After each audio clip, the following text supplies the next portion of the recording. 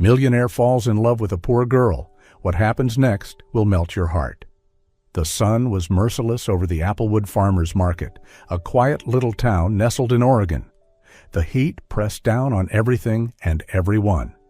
Beneath a faded green tarp, Emma Rivera was carefully polishing rows of ripe mangoes, lining them up perfectly on her stand. She took great pride in her imported fruit stall, especially the mangoes, which held the taste of childhood memories.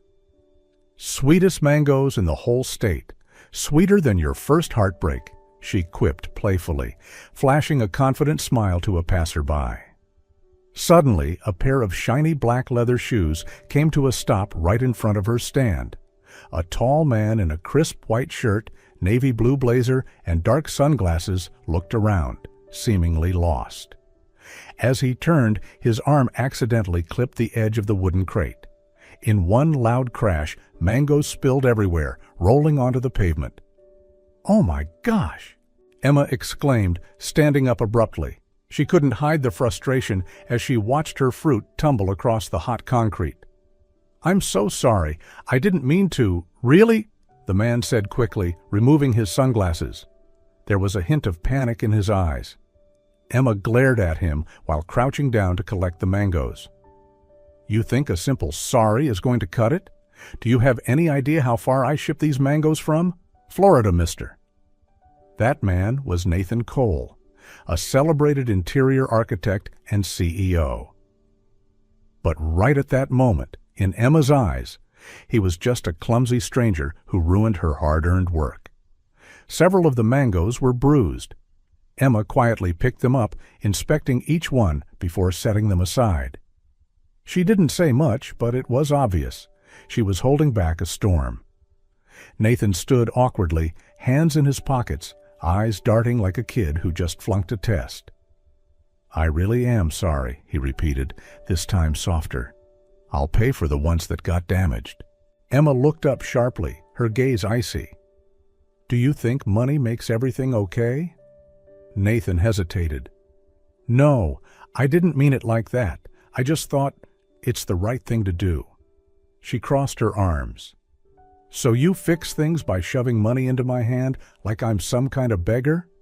"No, that's not what I meant," he started, but Emma cut him off. "Do you have any idea how much sweat I pour into this stand every single morning? Those mangoes aren't just fruit. They're my livelihood. They pay for my little brother's school. They're all I've got." Nathan swallowed hard. The woman in front of him clearly wasn't someone swayed by a thick wallet or smooth apologies. She had principles, and he just stomped all over them. "So, what can I do to make this right?" he asked sincerely. Emma stared at him for a beat, then said, "You can start by walking away. I don't have time to babysit some fancy guy who wandered into the wrong part of town." "Modest?" Nathan blinked, surprised to be dismissed so bluntly. No one had ever spoken to him like that. "You don't have to be this upset. And you don't have to pretend to be polite," she snapped, her tone firm as stone.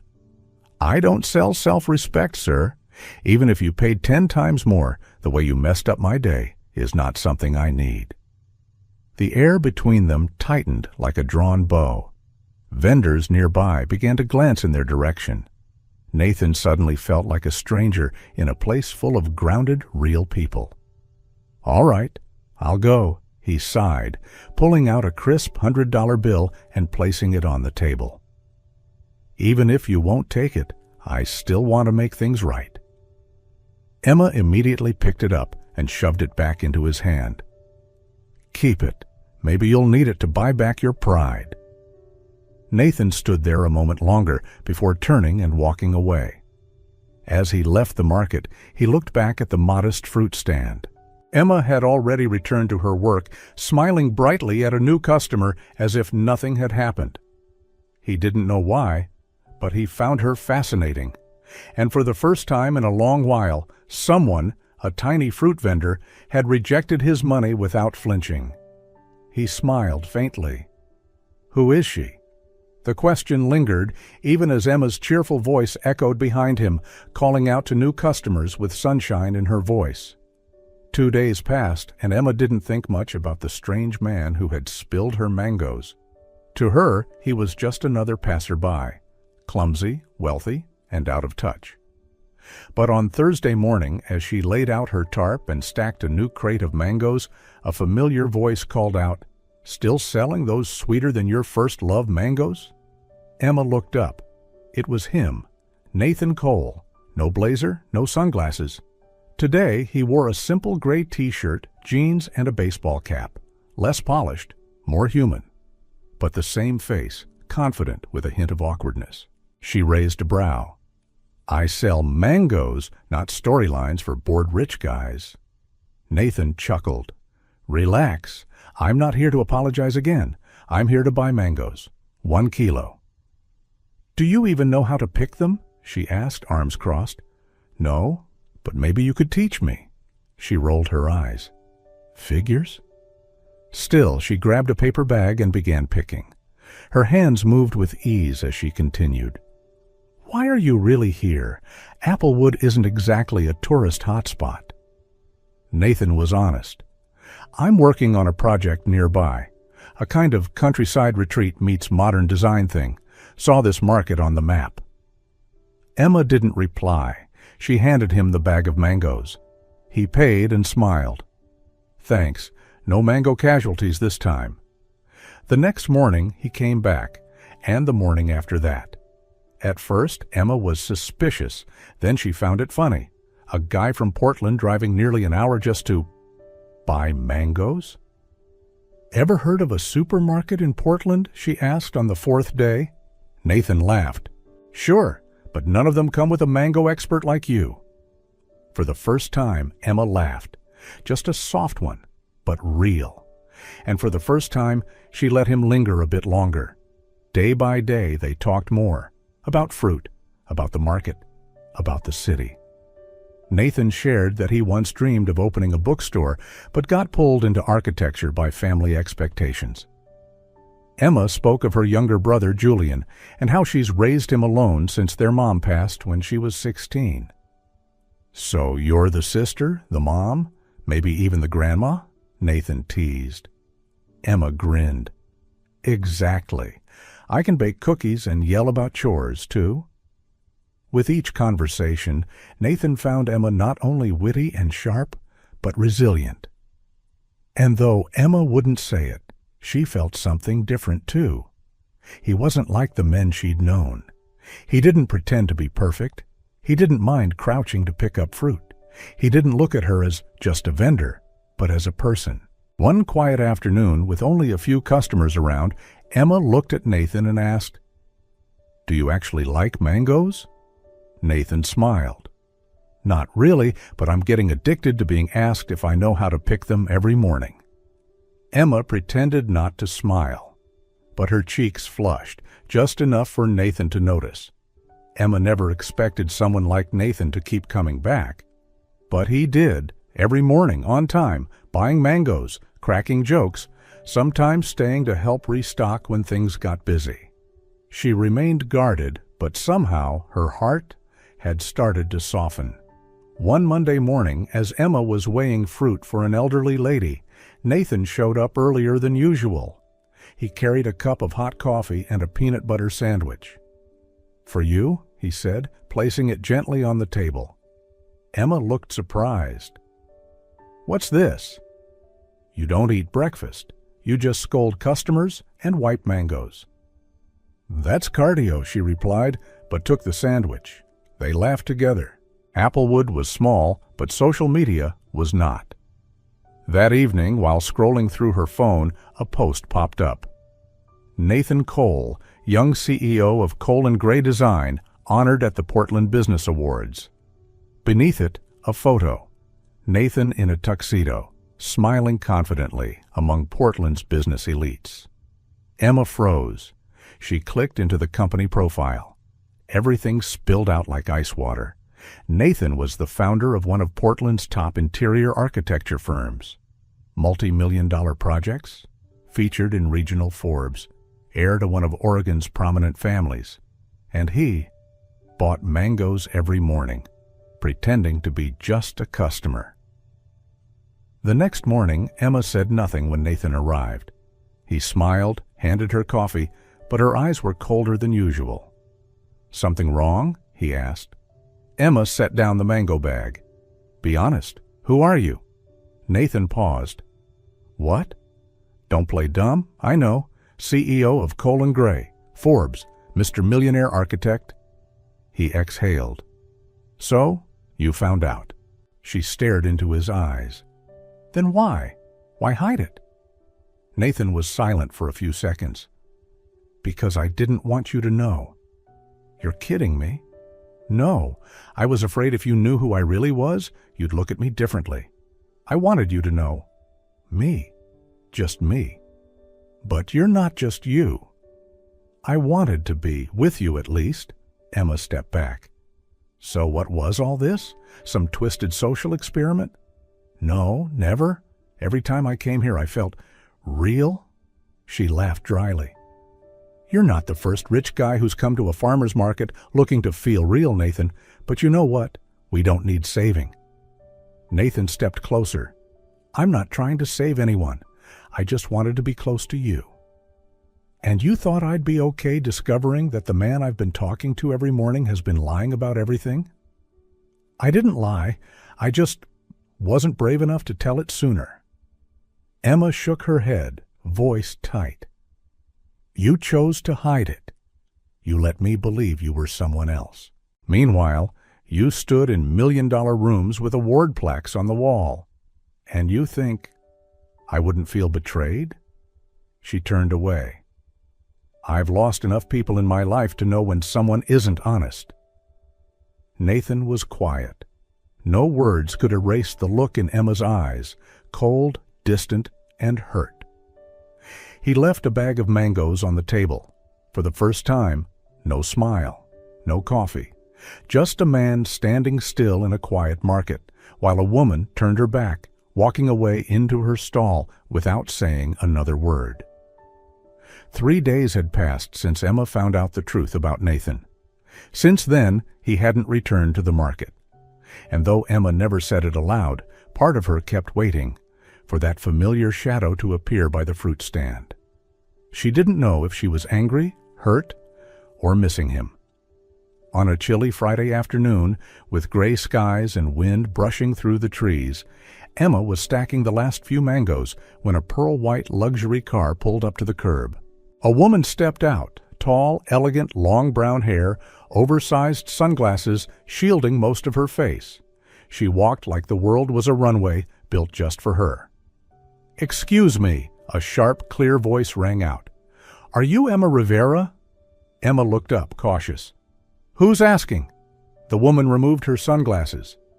"I'm Sabrina Lewis, Nathan's ex, or rather, former fiancée." A cold chill ran down Emma's spine. "Oh," that was all she said, turning back to adjust her stand as if nothing had happened. "You're calm," Sabrina said with a smirk.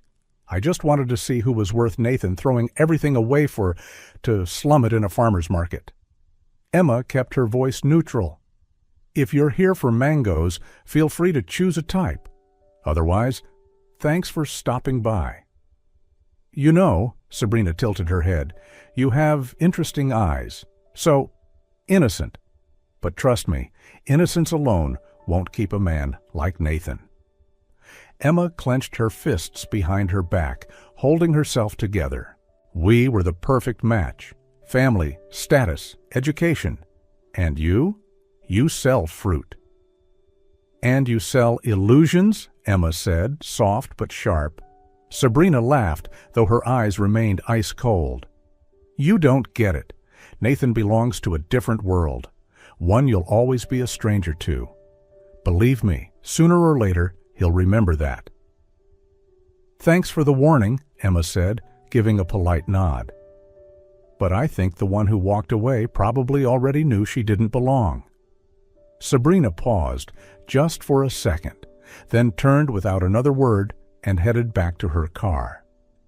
As the vehicle disappeared, Emma slumped onto her wooden stool. She had held herself together, but now her hands trembled just a little. Every word Sabrina spoke echoed in her head, like steel scraping against stone. Cold, hard, and true. Nathan could drop millions on a whim. Emma counted change. Nathan walked red carpets. Emma walked cracked pavement. Sabrina wasn't wrong. Emma didn't belong in that world. That night, Emma couldn't sleep. She lay staring at the ceiling, her hand clutching a ripe mango, like maybe, just maybe, it held an answer. In her heart, everything Nathan had done, returning, smiling, talking, might have been real. But was love really enough? The next day, Emma didn't open her stall. She sent a quick message to a friend nearby, asking them to watch over it, saying she wasn't feeling well. But the truth was, she was tired somewhere deeper, in her mind, in her heart, weighed down by thoughts of everything separating her and Nathan, so wide, so far, it felt impossible to bridge. Julian, her younger brother, noticed something was off. "Are you okay?" he asked, as he saw Emma staring out the window, a mango in her hand untouched. Emma offered a weak smile. "Just thinking." "About the mango guy?" Julian asked innocently. She didn't answer, just watched her little brother growing taller by the day and sighed. Love, she thought, could be beautiful. But duty, past, and distance weren't always easy to overcome. Meanwhile, somewhere else, Nathan Cole was standing in front of the biggest decision of his life. And this time, he wasn't planning to run. That weekend, the main office of Cole & Gray in downtown Portland felt like it had frozen over. In an emergency board meeting with shareholders and family members, Nathan stood tall in the center of the brightly lit room.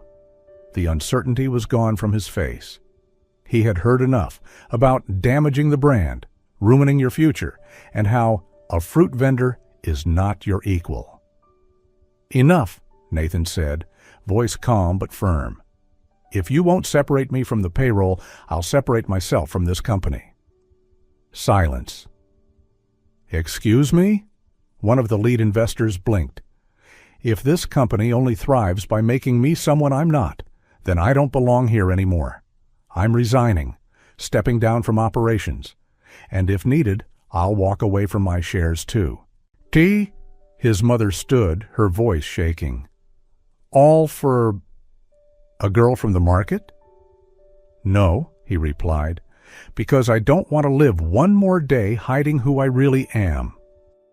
Less than 48 hours later, Nathan showed up at the Applewood Market, not in a suit or a luxury car, but in rolled-up sleeves, worn jeans, and an awkward smile. Emma whispered to the vendor next to her, "He's back again." But this time, Nathan didn't come to buy mangoes. He stood a few feet away from her stall, raising a hand like a schoolboy waiting his turn. "I'm here for a job." Emma blinked. "You what?" "Helper. No pay needed. I can wipe tables, sort fruit, shoo flies, maybe even carry crates. I haven't dropped any mangoes since day one." She wasn't sure if he was joking, but his eyes were steady, sincere. "Up to you," Nathan added, "but I'll stand here every day until you let me work." For the first time in her life, Emma watched a Forbes-featured CEO wipe down her fruit table with a rough towel, smiling wide even when veggie water splashed on his shirt. At first, the others looked at him warily. But soon, Nathan began earning their trust, helping an old lady carry apples, giving piggyback rides to a sleepy kid, washing a vendor's bike in the rain. A week later, he was Uncle Nate of the market. "Didn't think those hands could actually work," the bread lady commented. "Cute smile, and he's good with flies," the fish vendor giggled. Emma kept her distance. Not cold, but not close either. Whenever she saw him polishing mangoes, she'd only say, "Don't bruise the skins. People buy with their eyes first." Nathan grinned. "Don't worry, I can tell Florida mangoes from Mexican ones now." She didn't laugh, but her cheeks turned the softest shade of pink. One sunny afternoon, Nathan handed her a perfectly ripe mango, placing it gently in her palm. Underneath, a folded note read, in slightly messy handwriting, "I choose you. whether in this market or in the city. Emma stared at it for a long moment, and for the first time in days, she looked him in the eye and softly said, "Clean the table. A customer's coming." Since the day Nathan started working at the market, Emma saw him there, on time, every day, patient and quiet. He no longer brought coffee or cracked jokes. Instead, he wiped tables, cleared trash, arranged fruit exactly the way she taught him. She said, "Don't stack the ripe ones on the bottom." He remembered. She said, "The cart leans left, it's stuck." He fixed it. No complaints, no grand gestures, just presence. And somehow, that quiet consistency began to chip away at Emma's walls. She found herself watching him a little longer, handing him a water bottle when the sun got too hot, reminding him not to skip lunch. Small things, but maybe the start of something rebuilding. Nathan didn't ask for forgiveness, didn't push her to talk. He let her choose, and that, more than anything, made her heart begin to soften.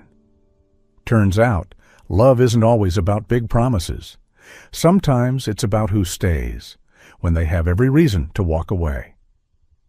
After nearly 2 quiet weeks at the market, Nathan had become part of its daily rhythm, no longer the undercover CEO, but just Nate, or the Mango Guy, as everyone fondly called him. Emma started noticing the little things, how he always arrived a few minutes before her to set up the tarp, how he adjusted tilted mango baskets without being asked, and how he smiled, soft, no longer rushed. One late afternoon, with most of the customers gone, Emma sat on her usual wooden stool. Nathan was rearranging fruit crates, his shirt stained, sweat marking his shoulders. She watched him quietly, then softly asked, "You once said you wanted to open a bookstore?"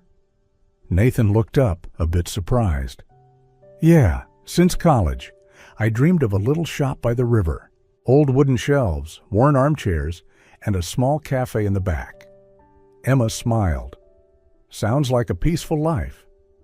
"And you?" he asked. She hesitated, then answered honestly. "I want a small house, a kitchen, a garden, and a porch where Julian can do his homework. Somewhere quiet, where no one has to chase anything or anyone." Nathan didn't interrupt. He just listened, fully, attentively. "Growing up," Emma continued, "I got used to people leaving. My dad, then my mom. They all left. So I taught myself not to need anyone. But one day I thought, if someone ever stayed, I'd show them what real living looks like." She looked directly at him. "And you stayed." He didn't speak, just nodded. His eyes held something real, not flashy love, but a quiet promise. Emma took a deep breath. "So, if you still want to buy mangoes every morning, I won't overcharge you anymore." Nathan laughed. "Is that your way of giving me a chance?" "No," she said, the corner of her lips lifting. "It's my way of giving both of us a chance." In that moment, beneath the silver glow of the tarp in the late afternoon sun, something shifted, not loudly, not dramatically. Just 2 people, starting again from where everything almost ended. From that day on, Emma and Nathan didn't need labels. They weren't dating, they weren't official. But every glance, every accidental brush of hands, every smile exchanged over perfectly ripe mangoes said something had quietly restarted, slowly but surely. People at the market noticed too.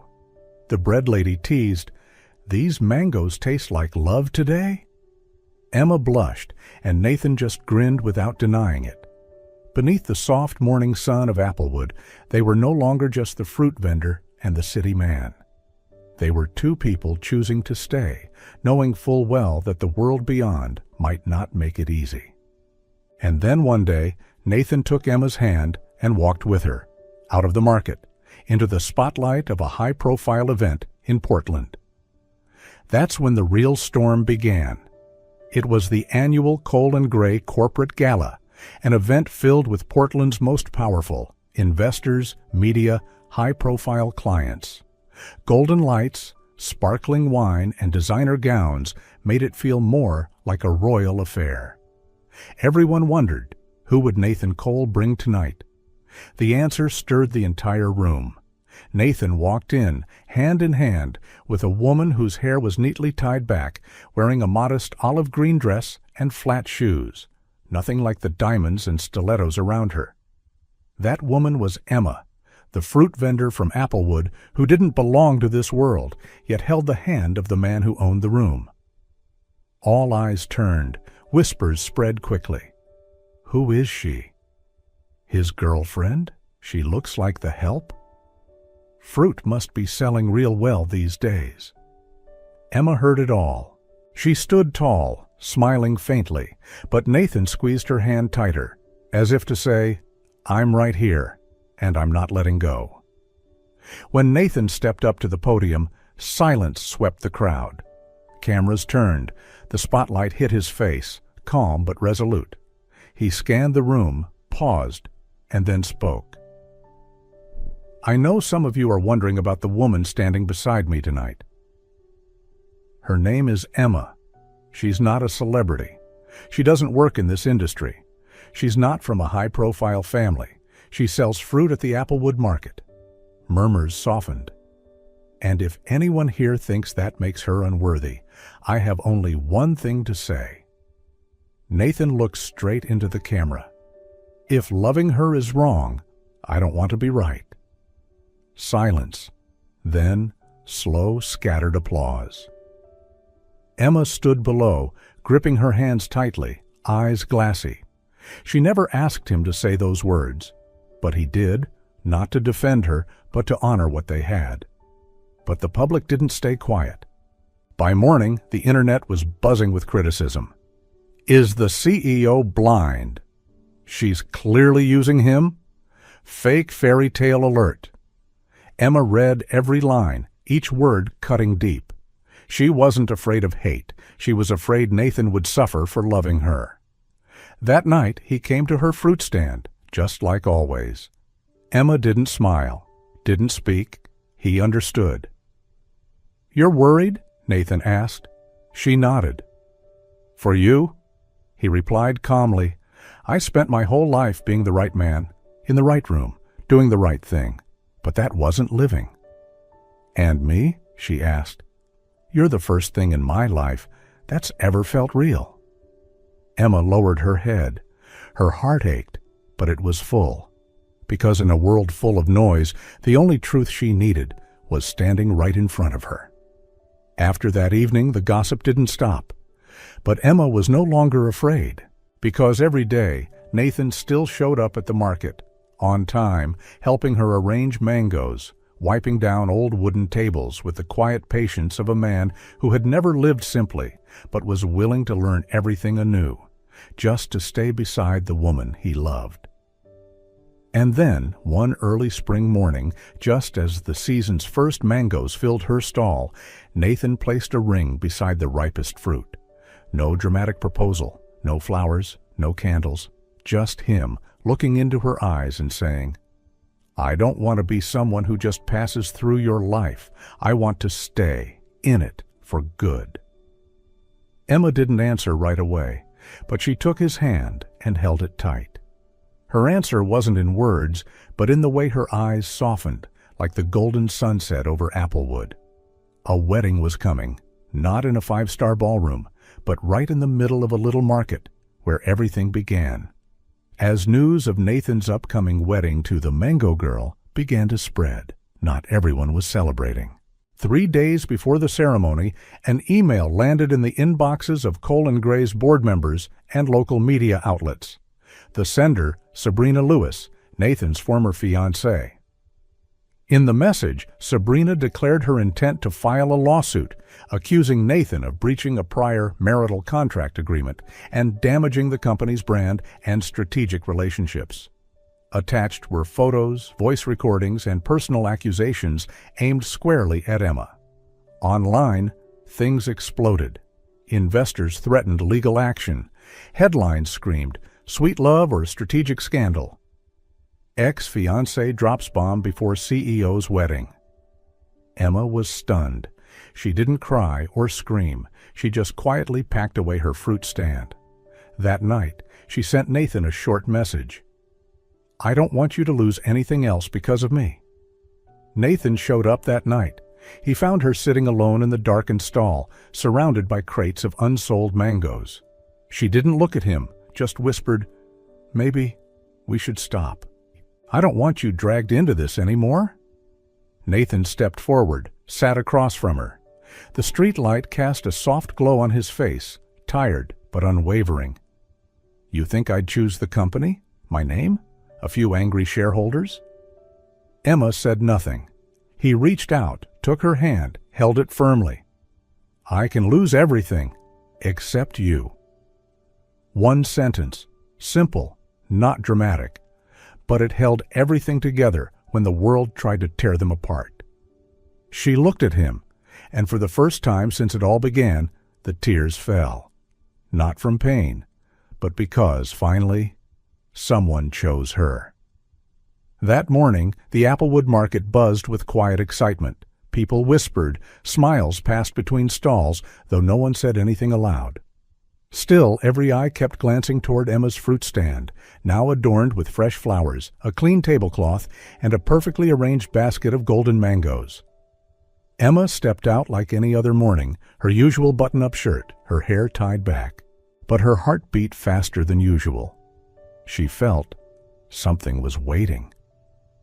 Then Nathan arrived.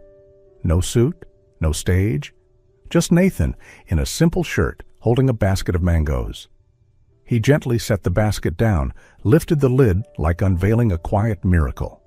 Inside were golden mangoes, and nestled among them on a red velvet cloth. A small, shining ring. The market went silent. Nathan looked at Emma, his eyes soft, nervous, hopeful. "I met you through mangoes, and I've learned how to love through your simplicity. And if you'll let me, I want to love you like that, every day for the rest of my life. Will you marry me?" Emma couldn't speak. In the place where everything began, surrounded by the people who had seen them grow from strangers to something more, she was being asked to be loved, simply and fully. She nodded. Her hands trembled slightly as she reached for his, pulling him into a quiet embrace. Applause erupted through the market. The vegetable lady wiped her eyes. The bread seller shouted, "Say yes quick, or she'll change her mind."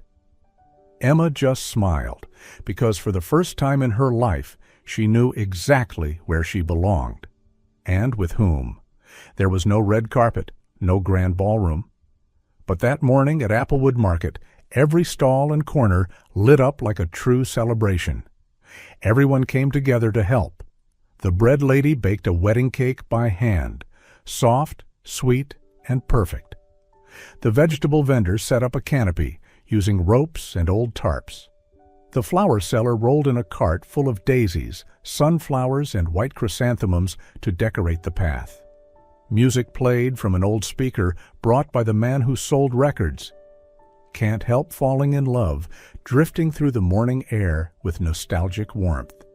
Emma stepped out from her own stall, not in a white gown, but in a cream linen dress sewn from an old tablecloth.